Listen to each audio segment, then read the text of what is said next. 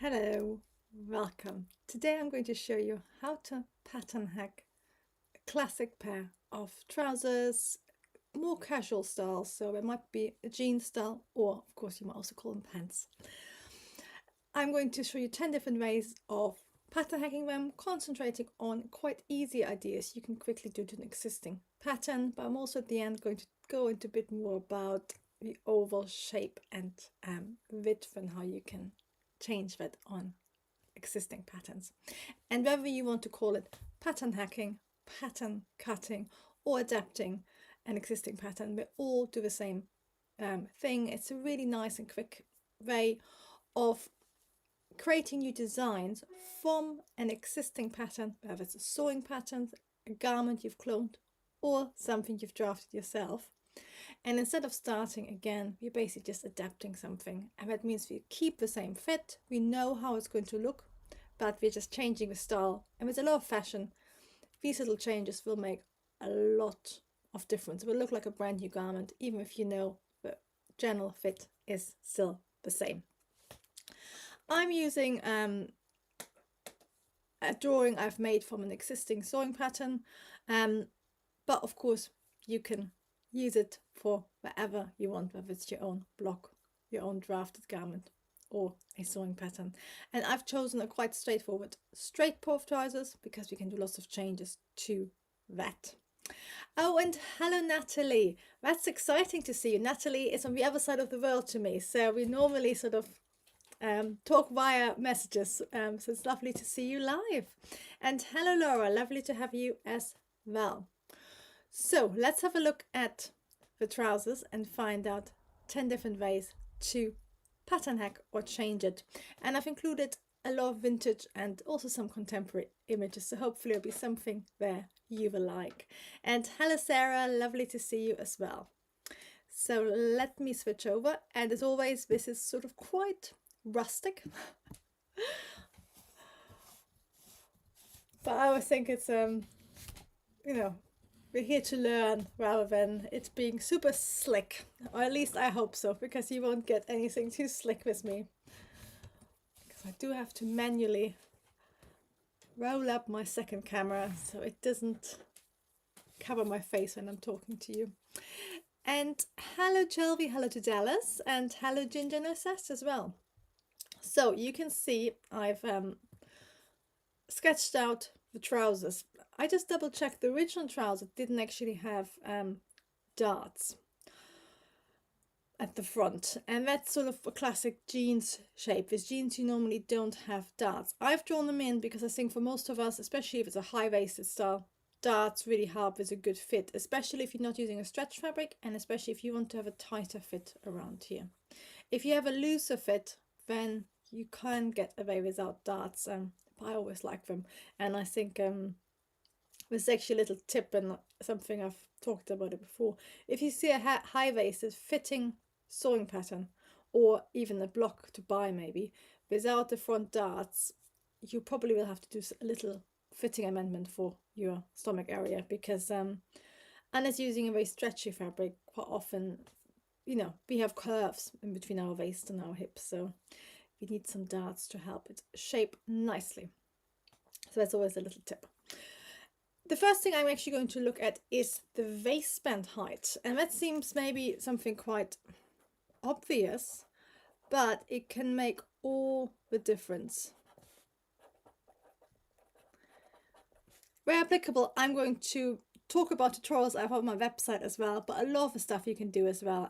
But if you're interested in waistbands, there is a waistband masterclass on the website that covers the little subtleties of changing a waistband and what you have to consider.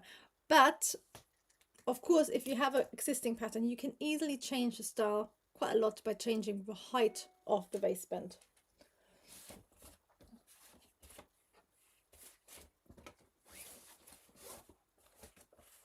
So let me get my trouser pattern.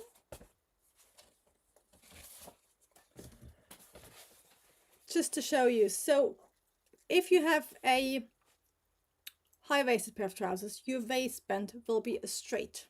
piece of pattern. You can always check that on your pattern list whether you have shaping or not. So what we can do, if you want to drop it, all you have to do is on your block, that's my front, and I'm drawing it with a dart because it makes a bit more of a difference.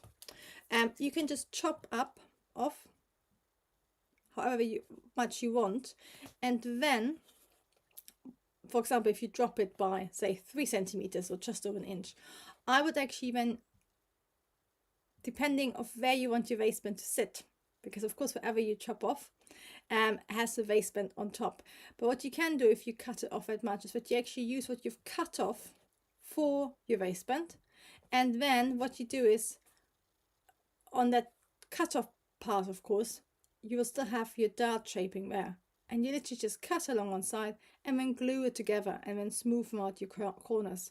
So you basically you start out with a piece like that with your shaping like this, which is from the dart, and then you can just cut it off and you end up with a piece like this. So that will automatically give you basically the fit you want to, because quite often on a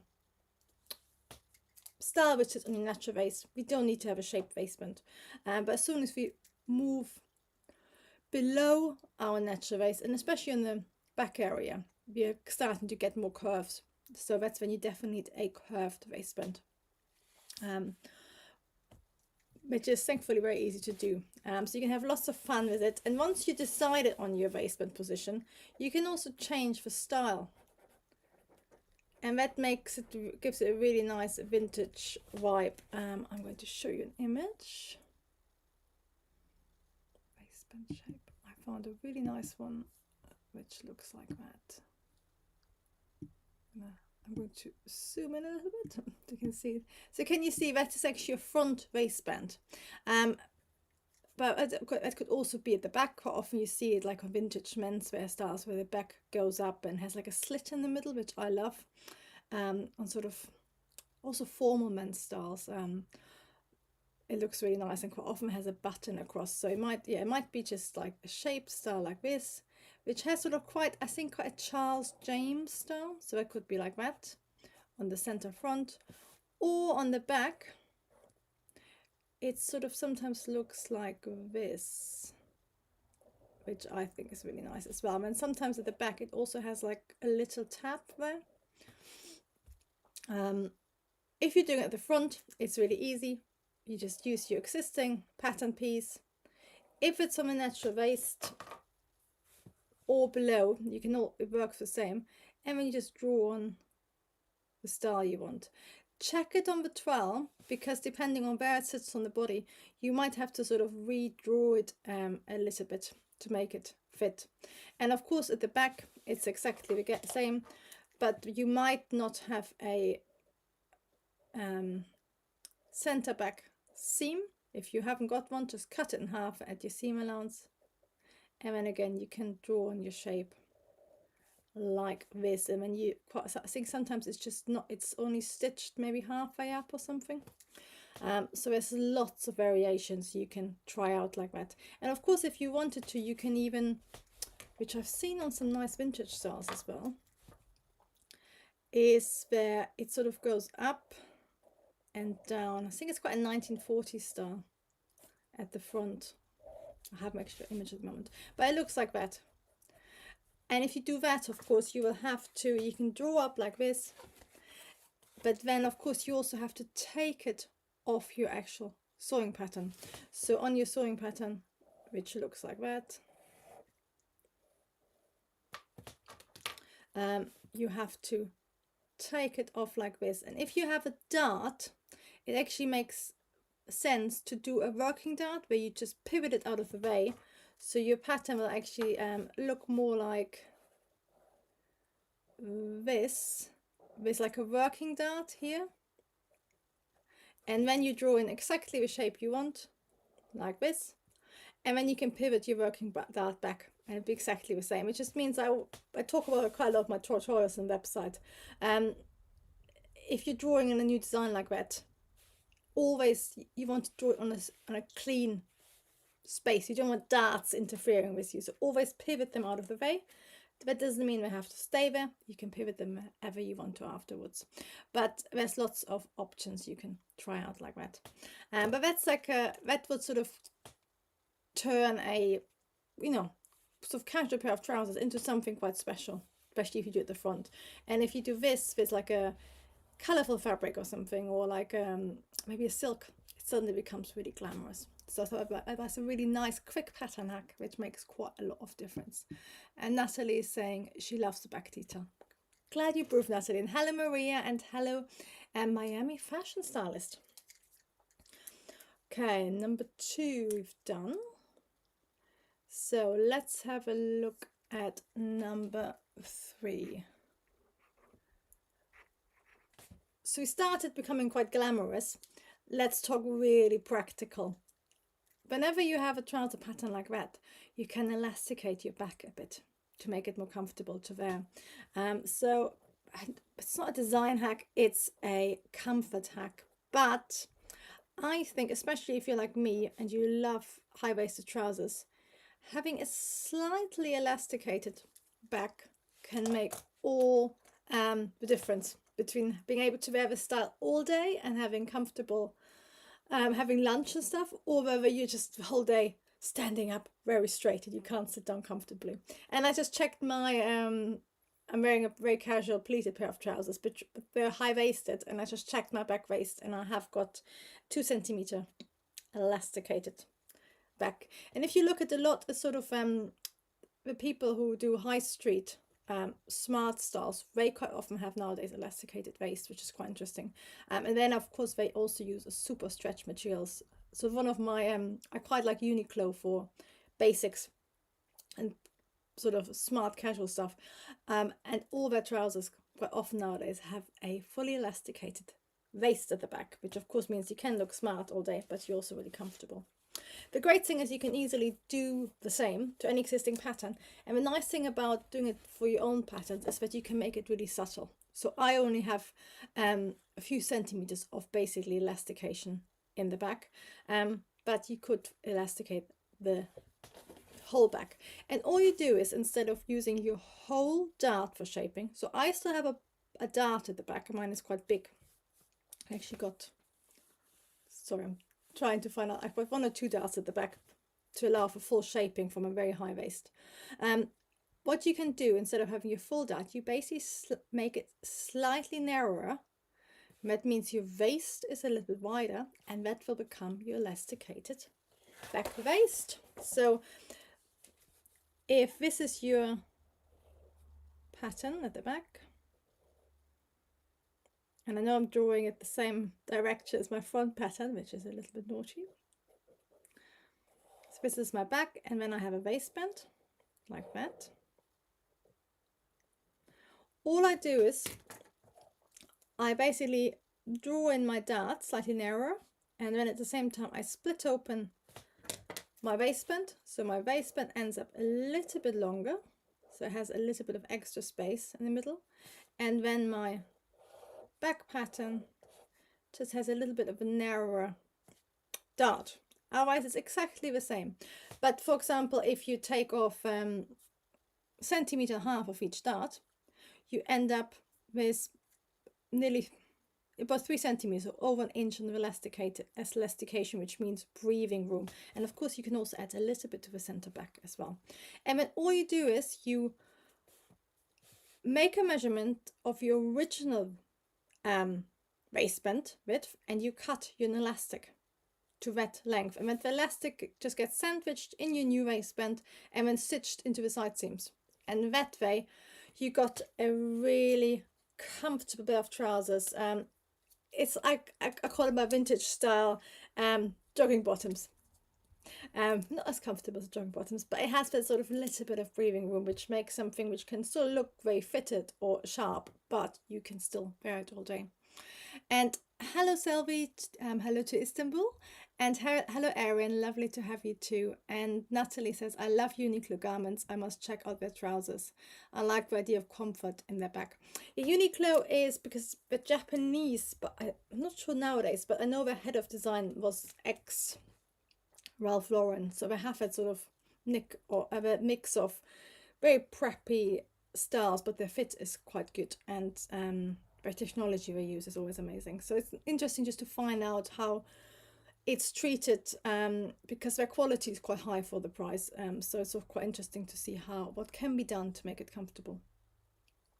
And I think they are aimed at being wearable, being so smart but wearable all day, because there's a lot of high fashion, of course, that isn't considered as much. It's more about looking good rather than being comfortable as well.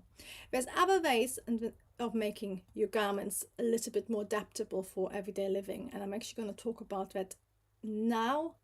And it's all about different openings, and I'm going to talk about just different styles first, and then I'm going to tell you how you can also use that to make your trousers a little bit more adaptable. So openings is a very broad name, but I just mean by that, how do you get in and out of it? So they of course have the classic zip at the front, but the nice thing is that you can do lots of different variations.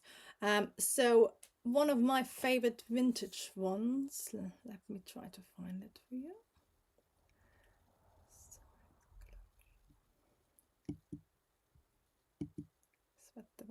Yes, this is one of the ones I really like, which is a side closure, and it can be either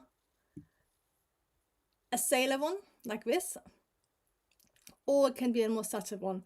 There are tutorials for both the sailor and also for the subtle one, which I hopefully be able to have saved as well. If I haven't, I actually have got.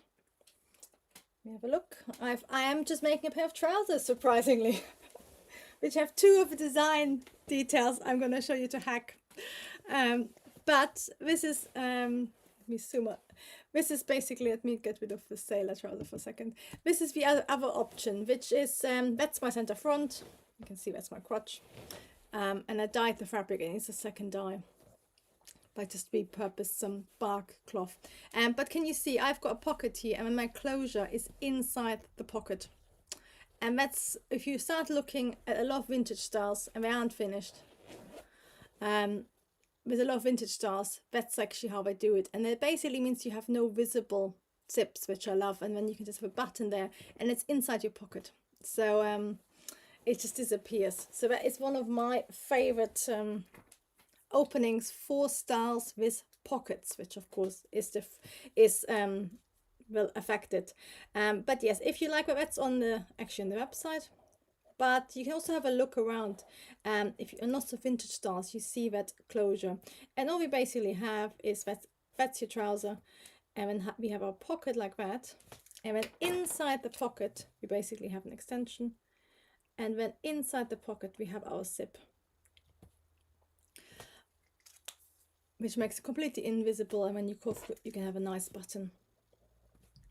So that is a way of, changing something what sort of maybe quite classic, timeless, casual, contemporary, to something which has a definite vintage flavor.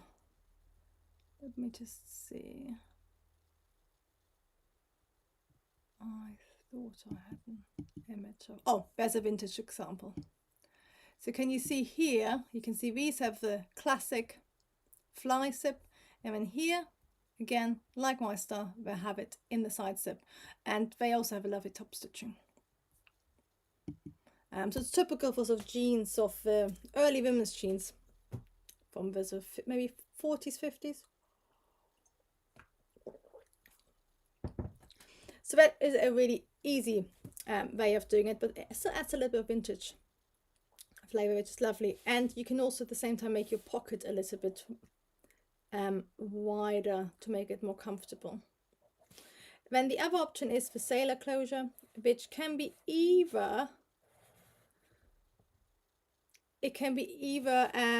purely ornamental, and where it's very popular, interestingly enough, on the high street. I've seen a few styles doing that this season, but they all do fake ones. So they must have a side seam zip or something, and then they just basically literally stick on a seam like that and stitch on buttons, and it's completely non functioning.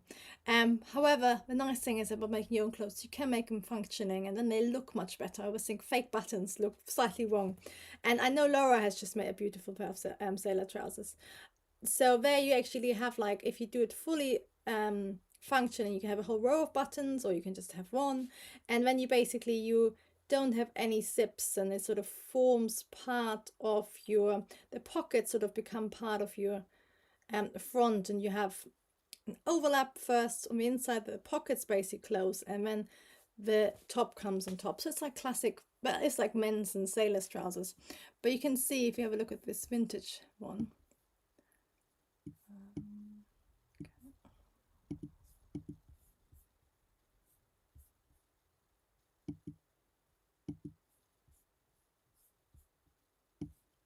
I wanted to show you quickly what they have done. They added like they actually haven't got pockets, they just have buttons and then they have a belt going through. So I thought it was quite pretty as well. So it's another version again.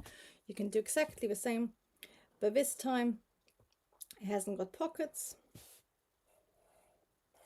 It just has the fake pockets. Well, it has got pockets. These are actually the openings. So instead of a fly zip, you basically have two openings here, and then it has like this. And then on the actual waistband, that part is held on via a belt, which sort of goes in and then out. So that's a, same principle, but instead of pockets, we basically have a placket, a button stand, but it acts, it's on a different shape, which I thought that's a really clever way of playing around with it. Because of course sometimes you can have a button stand, you can have you don't have to zip, like quite often. It only works for looser style of things. You can have buttons in here, and a lot of fancy Italian menswear trousers have that, but this is a way of making it a statement, but it's still the same construction as a button stand. So I thought it was really nice. And Natalie likes the idea of hiding the zipper in your pocket. Yeah, I love it, because also when you don't have to have a perfect zipper construction if you're rushing things. And Sign Up says it would be wonderful for my skirt patterns as well. Yeah, that's so true, Sign Up. All of these styles actually also work for skirt patterns and they look really nice. Owako is saying that's awesome, zip in the pocket. I'm glad you like it. I think I had a pair of I think it's called Freddy of Pinewood. They make sort of retro jeans, and I had a pair of that with that style, and ever since I've used that style all the time, and it's quite a flat zipper construction, which I love as well. And Selvier is saying I love vintage pants. Yes, I love vintage trousers. We got like probably with women's wear trousers, we got probably 100 years of inspiration, and if you go into menswear, we got hundreds of years of inspiration with vintage. And we can make it as vintage or contemporary as we want to, but use all these details to get exactly the style we want, which is what I love about pattern cutting and vintage both. And Deborah is saying hello from Minnesota. Hello, Deborah. So we've got these styles so far. I've only gone this buttons, but of course the great thing is if you have a different closure method, it looks completely different. And let me zoom into here. Hope that's good enough because it was an image. Can you see that this is exactly the same closure method as this, but they've used little tabs. So they haven't got a waistband because, of course, actually I should have mentioned it earlier, you don't have to have a waistband. If you don't want to have a waistband, you can just basically extend your trouser pattern up a little bit. And you can have that way again. It was actually my list, I forgot. That way you can have a completely different look. I think quite often vintage smarter trousers or summer trousers did not have a waistband. And I love on wool trousers, I don't have a waistband, I just have a facing. So if you go back to tip number 1 quickly, but if you don't want to have a waistband, you literally just on your trouser pattern, you sort of add the height of the waistband, and you will need to check your dart fitting afterwards, but you can just do that, and then you just add a facing on the inside. And of course, if you draft your own block. If you draft on your own block, you just decide that straight away. But if you're using an existing pattern you've drafted or bought, then you can get rid of a waistband. You just have to check the fit is fine on your trowel. If you don't have a waistband, you can see it sort of looks completely different. Maybe less trousery.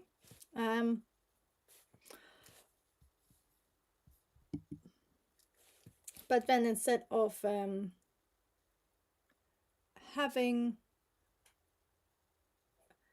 buttons, they basically have buckles.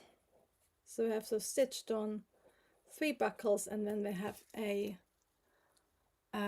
tab. And I think, I'm sort of just trying to look at it, it's a bit, I think if you close it, zoom in a second, I think the buckles are maybe on the side, and then the tabs are in the middle, and then they just pull through. But you can experiment with it, and like you could have like bows, you know, if you had a pair of trousers like that, and I'm just gonna draw one last star. If you had a trouser like that, and then instead of all these, you just had maybe like a little sort of bow here, it suddenly become something completely different. And that would be quite nice, and you know, for a completely different style. And that's what's great about different just little adaptations of pattern hacks. You can change it completely. And hello Jen, lovely to have you. Oh, and Sanab is asking a really important question. What's the difference between trousers and pants, or is it a cultural lingo thing? Yes, it is totally. We in the UK, we have trousers, which I believe comes probably from the French, and I know the Americans have pants, which in our case becomes underwear.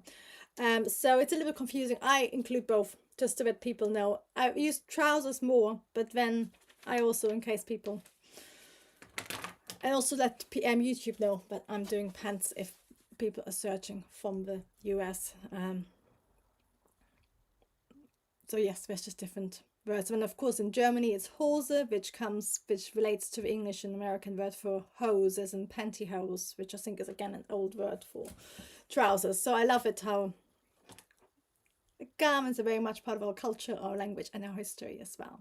So this were the different entries, lots and lots of them. Next, and I'm on the second piece of paper, let's have a look at pockets. And of course you can even,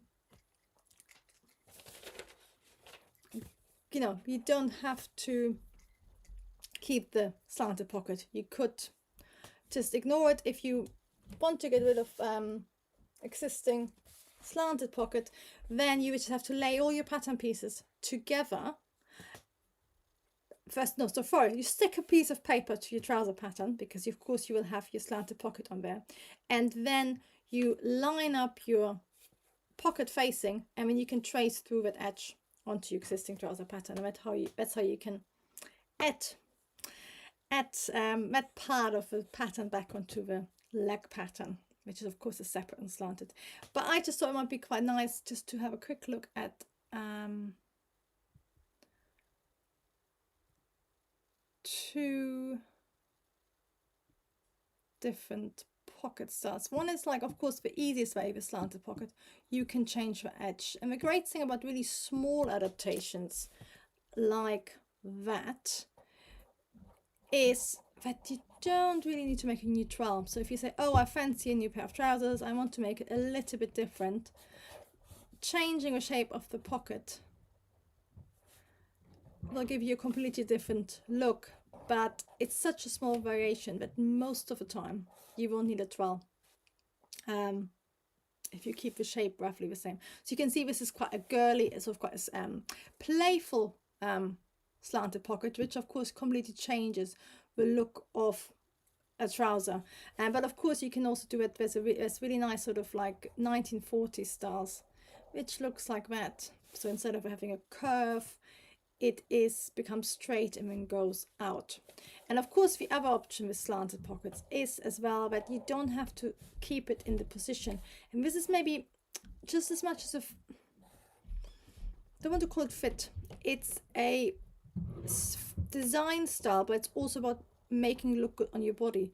So if you have a high-waisted pair of trousers and the pockets are, the slanted pockets are sort of quite narrow at the top, that can make you look, it can make you look quite flat.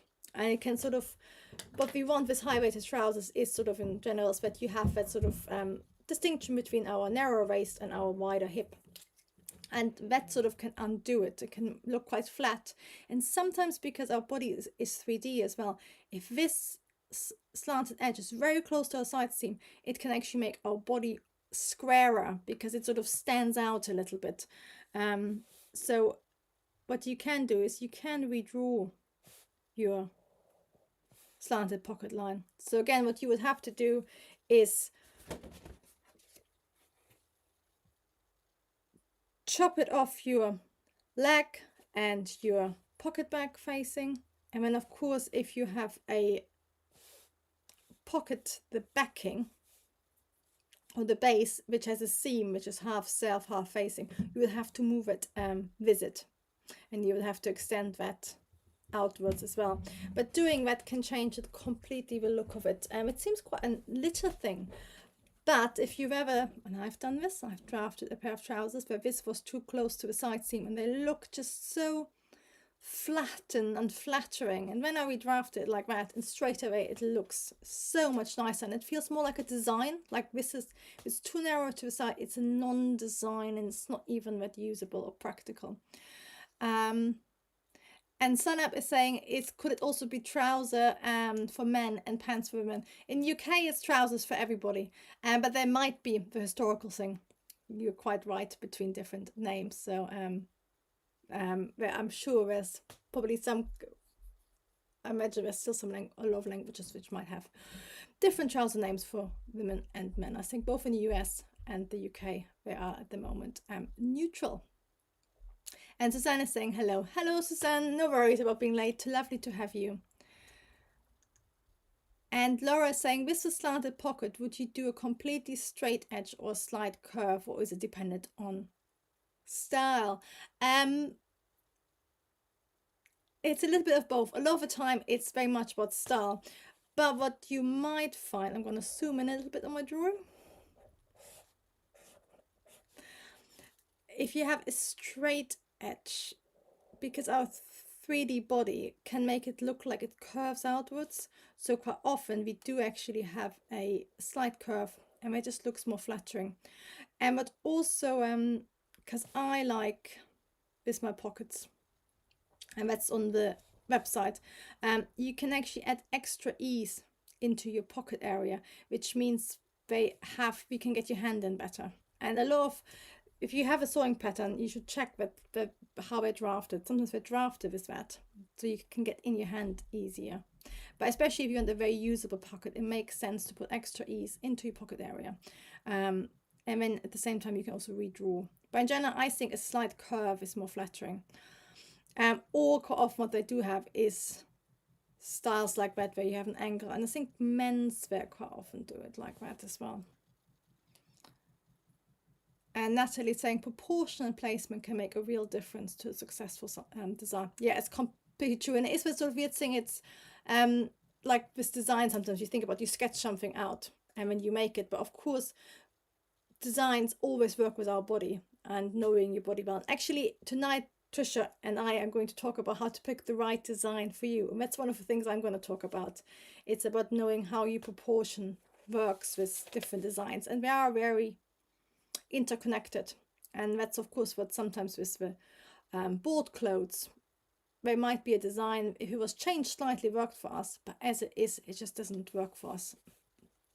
And that's sort of a mixture of maybe the design is right, but it's not in the right proportion for us, and it could be a very subtle change which makes all the difference.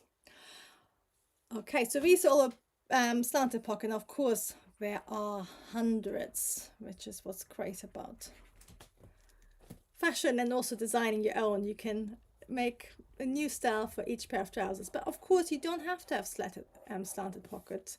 You can have patch pockets instead.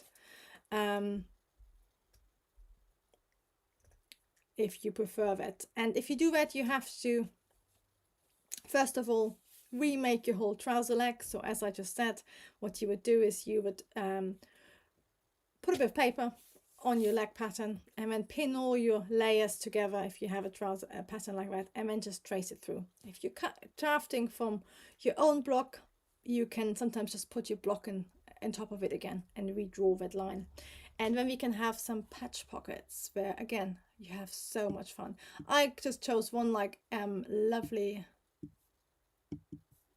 vintage ones, but there are lots of different ones. So these are quite sort of casual ones, but and it's also lovely overall.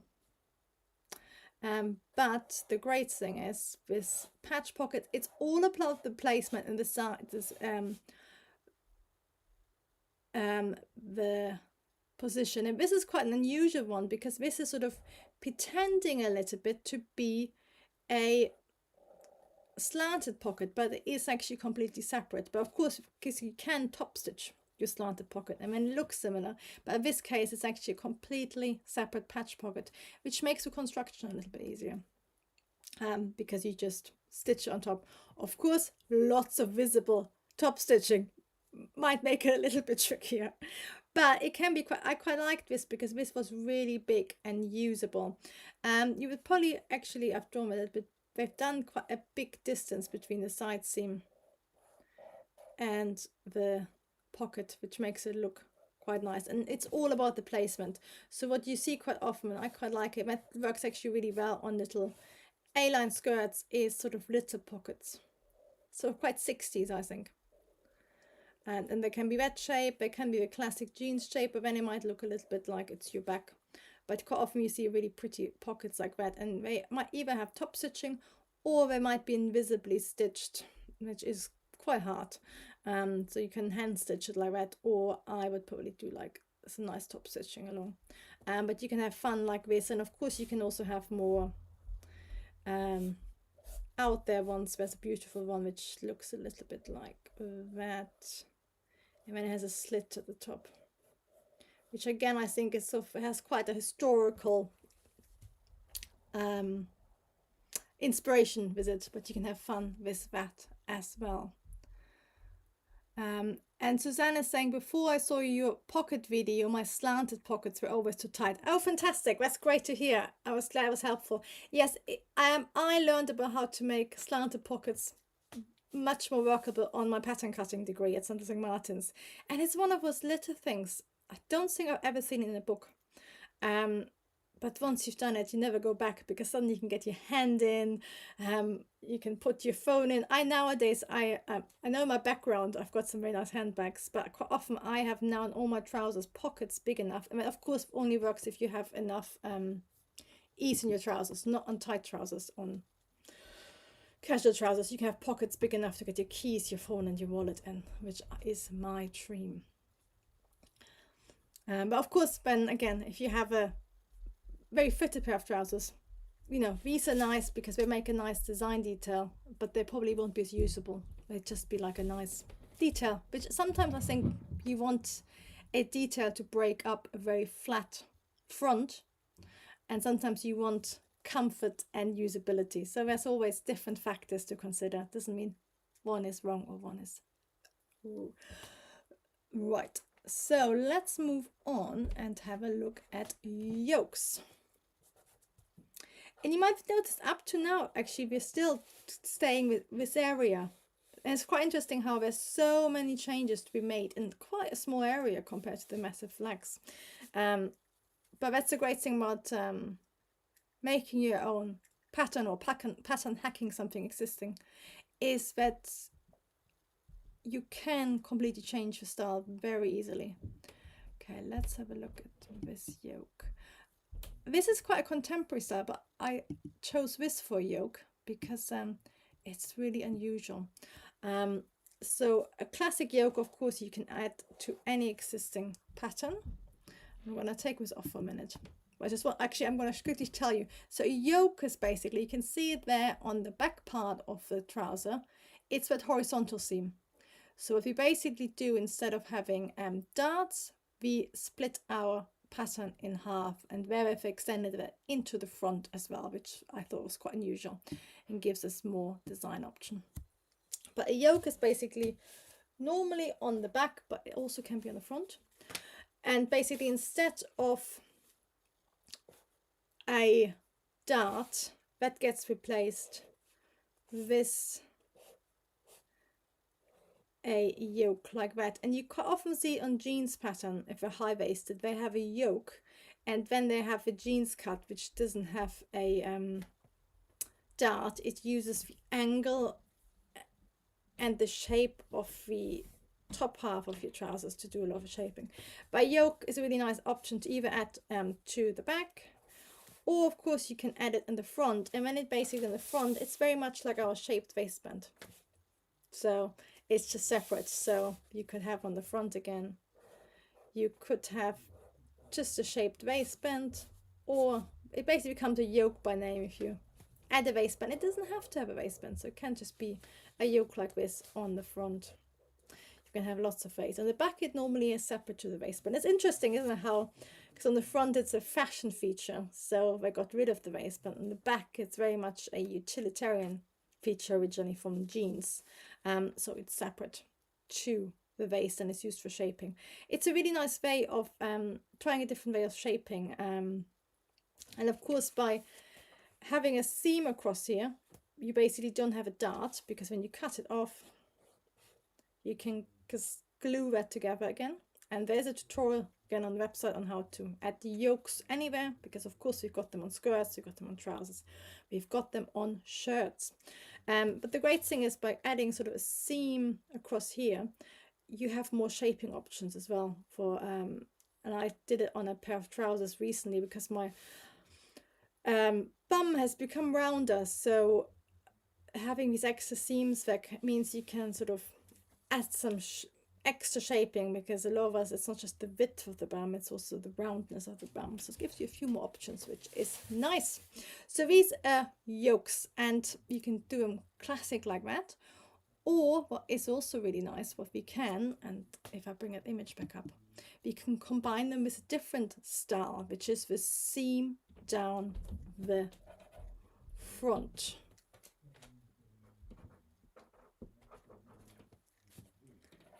And that's, again, it's been sort of in fashion for the last year or so. And this is a relatively contemporary, well, Pinterest image, who knows when it's from. And this is a 1940s image with a completely different fit. So this is more wide fit. But you can see, again, this actually has a seam going down here. The same as the denim. This has got a seam and the yoke hits it. And if I show you my own trousers, on my own trousers, I've done exactly the same, because, oh, sorry, I've just noticed I need to pull out some threads there to unpick it. You can see I've done the seams as well down there, and it's just it's sort of quite, it can look quite smart, I think, because it looks like a pair of pressed trousers, but it also has that utilitarian sort of carpenter style influence.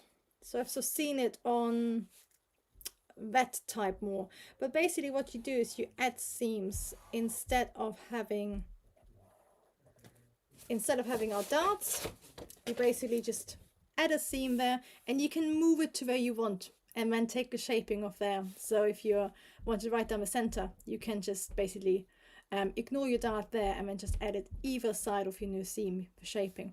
But it basically means we still have the same fit of the trousers, but we've got a new design detail, and that sort of is quite a drastic change. But with these, I didn't do it well. So this is I used a pair of pants, trousers, which fit me well, and then I just put the seams in.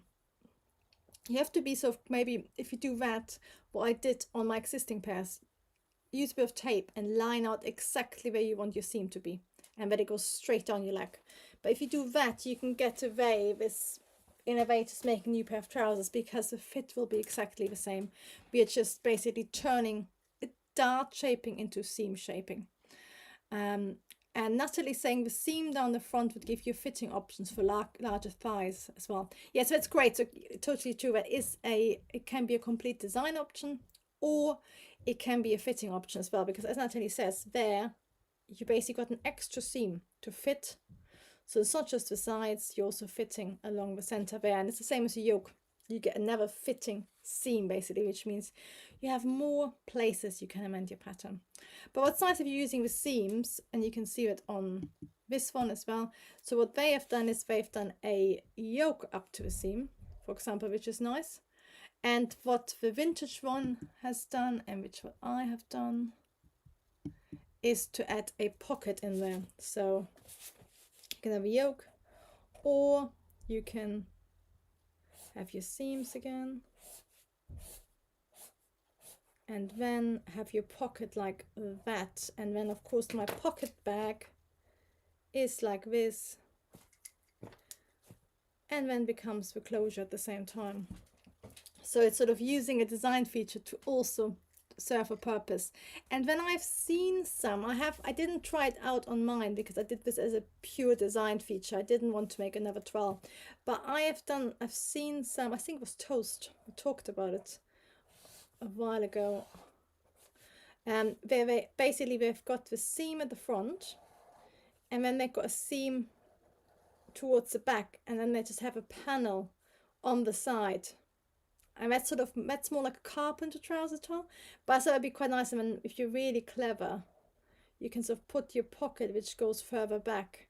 But I didn't want to mess around too much with my existing fit, so I just kept the side seam as it is. But you can see that's like a subtle change. Just cut our pattern in half, but you can have lots of design options for this one. So let's have a look at the last two hacks.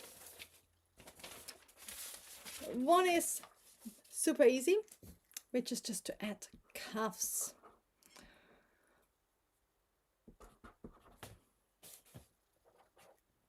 So let me see, where have I got cuffs? So cuffs, we might think of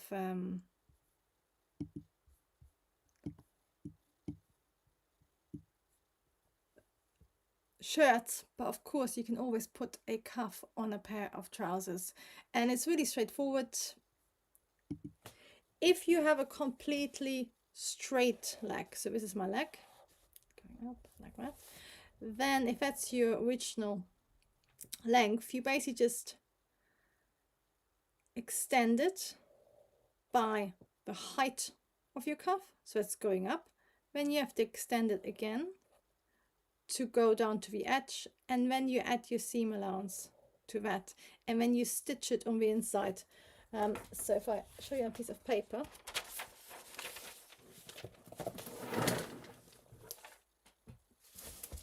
if that's my trouser leg, on a straight leg, it's literally just, it will look like, actually I'm going to draw it out properly.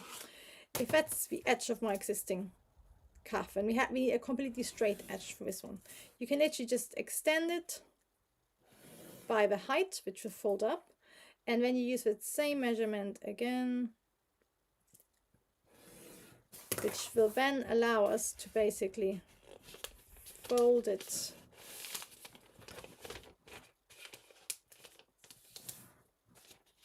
up like that. So you got your cuff now, but of course you then want it to wrap around to the inside, and then what you do is you stitch it, you unfold your cuff, and then you can stitch it on here, which means it's hidden. So your stitch line, if it's sort of just above the edge of a cuff, it basically gets hidden inside the cuff. And then what you can do is on your side seams, you can hand stitch it up to there, or sometimes it's actually stitched by machine. But that is a really nice way of, a very quick way of doing a cuff. If you have a trouser leg which is shaped like this, for example, then what you need to do is you do exactly, let's actually do it. So again, this is my existing trouser leg, like this. And this works the same on sleeves or anything. And it can be going in or it can be going out. It works for both ways. It doesn't really matter. I'm having going in. What you do is you do exactly the same extension. And when it comes time to fold out your pattern, you actually, before you cut it out, you just fold it exactly how it needs to look at the end. And I know I've done a bad fold, because you can see my line. You shouldn't see the line. That's just bad folding on my part. And then what you do is you extend your trouser leg on top, or you can trace it through as well. And then we basically cut it out as one layer. And of course, if you're doing it properly, pin it together so it can't move. It's always best practice in what I do in videos. But that means if you then fold out our pattern, of course, you don't need a seam allowance that big. Seam allowance would be like that. It'd be like that, so that'd be your trouser edge. And then you can just mark it, so that's your fold line, and that's your fold line, and that's your fold. And then this is your seam allowance, which gets stitched here. And that way you get a cuff which sits perfectly. Because if you would make it, if you would just cut it as a straight line, it'd be either too tight or too loose. So you end up with a cuff which looks like this, which you probably don't want, or you end up with a cuff which is basically too tight and puckers, which we don't want either. So there, this is a very quick pattern hack for a cuff, but it works really well. And of course you can use it for other styles as well. And Sunup is saying the vintage pattern reminds me of 1980s Madonna look. And Sunup is talking about, sorry, is talking about this one, of course. It is a bit, I think, yes, it's a sort of, it's weird because I think this is a 1940s look, but it has that 80s. Yes, it has a very 80s look. It sort of reminds me of, but of course I think the 80s were sort of inspired partly 40s, partly 20s. So you see this sort of repeating fashion. I'm just thinking about Blade Runner, the original film, and the fashion there looks very 1940s, but of course I think it's late 70s. It's a sort of fashion cycles and how it gets reinterpreted. It's always fascinating, especially nowadays. It's all the 90s, late 90s, 2000, now 2000s coming back. And it's a little bit too close, which is probably a sign that of how old I am now, and I remember it too well. So the last thing I wanted to show you when it comes to pattern hacking is, of course, you can always change the width of your trousers. On the block it's tighter, or if it's straight like that, what you have to consider, little changes. So if you just, so for example, want to make the change a little bit tighter, so if your trouser leg, I think this might look something like that. So this has some fitting above the knee, and then below the knee it's tighter. So you can easily take off a little bit, sort of a centimeter or so, off the side, or alternatively, of course, you can also add a little bit to either side.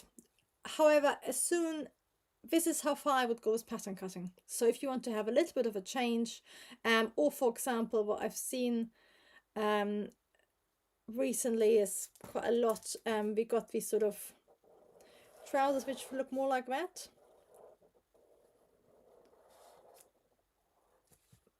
Tapered carrot, and then sometimes they have like a nice pleat, a nice dart there. So you can, if you want, that's a sort of, you can try that out, and it would be just on your original pattern.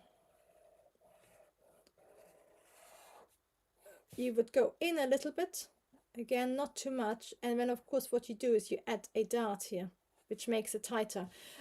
So that's sort of as far as you can go for this pattern cutting, hacking to this. If you want to make really big changes in width, So for example, if you want a very flare pair of trousers, you need to start cutting into your trousers. So I wouldn't call it a hack, because you're really like changing the fit too much, and you would definitely need to make a trowel. But that's one of the sort of things with pattern hacking, that you can change the fit a little bit. And if you think about, even if you just add, say, 1 or 2 centimeters to each side, they actually add so much overall, which will make it feel quite differently. And the tapered trousers, where you add a dart to the hem, that's of course going inside the pattern, so you can make a bigger change. But because we're doing part of our change to the center of the leg, we're not all chopping it off on one side and making and changing the balance and the fit. So that's a really nice way of changing the width of our trouser for a completely different look. And of course, if you added a seam to it, you could again take off a little bit there, you could take a little bit off there, and that would turn a straight pair of trousers into something completely different looking than it was before, but keep the overshed.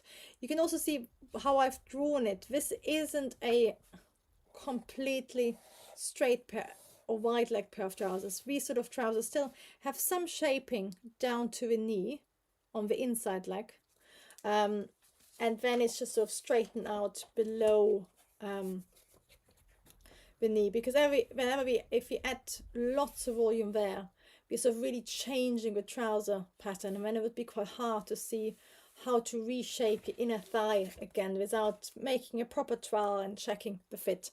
Which is why I think this, the last tip, this can be sort of quite subtle, works really well for fundamental changes. We're moving away from little adaptations or pattern hacks to more fundamental style changes and proper pattern cutting and making new trowels.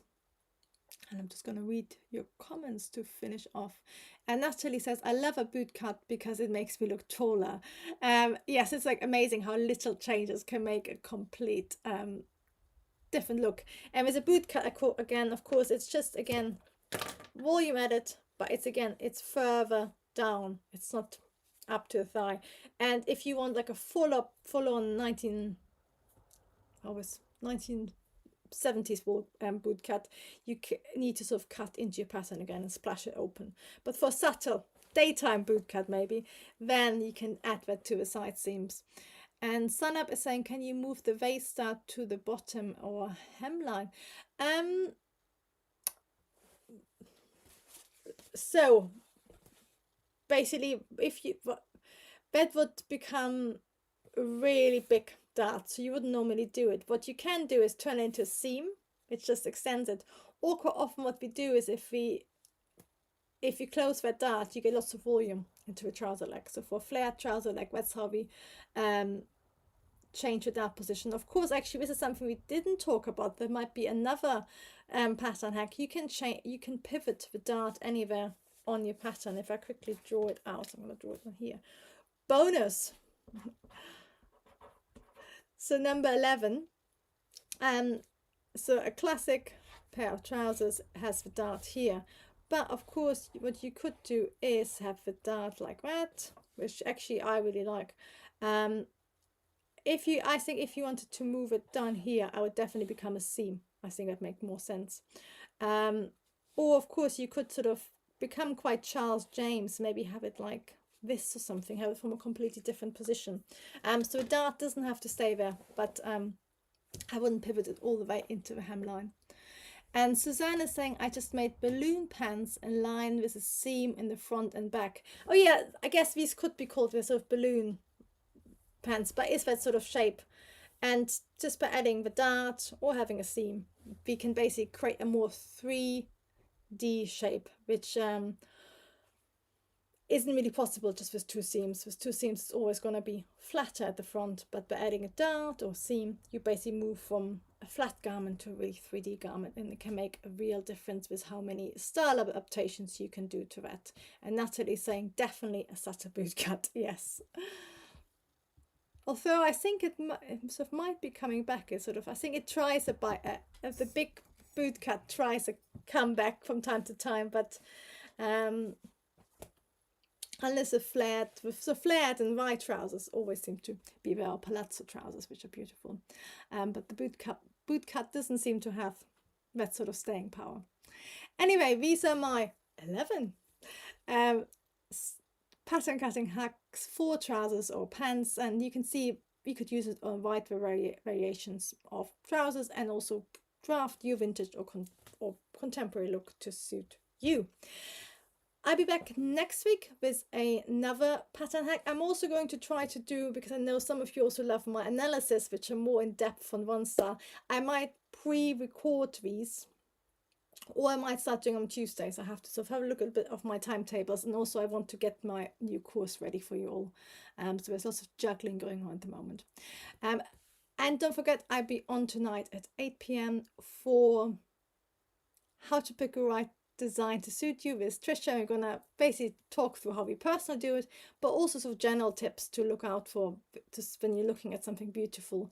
Will this actually work for you? And I know some of you, or Miami Fashion Stylist, that should be there for there. So hopefully I see you there, and see some of you others too, if it's not the middle of the night. And otherwise, I will see you next week. Lovely to have you all.